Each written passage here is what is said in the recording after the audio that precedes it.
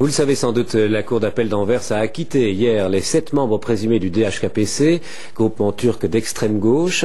Le parquet fédéral avait pourtant requis jusqu'à 10 ans de prison, un arrêt qui interpelle notamment par rapport à la loi antiterroriste. Benjamin Adnet.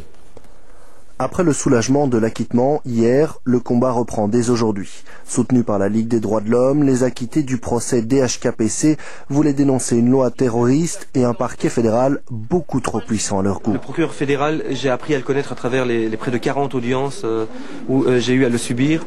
Je les résume à travers 3 initiales, 3 P. C'est un provocateur, c'est un paranoïaque, c'est un prédateur. C'est un homme qui est prêt à tout pour arriver à ses ambitions personnelles. Il est prêt à écraser des gens, à les traiter de tous les noms. Bahar Kimungur a passé 5 mois en prison pour rien. Il compte déposer plainte contre le procureur fédéral, mais aussi contre la ministre de la Justice, pour avoir participé à l'organisation de son arrestation par les autorités néerlandaises, une arrestation qui avait pour but de le livrer à la Turquie.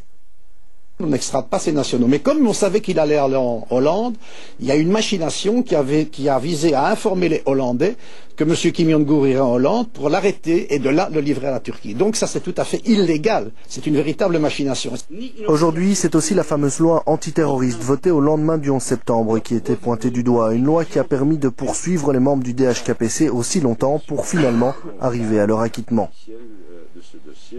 Concrètement, cette loi antiterroriste, ce n'est pas qu'elle ne fonctionne pas bien, dans son essence même, elle est liberticide et éminemment dangereuse.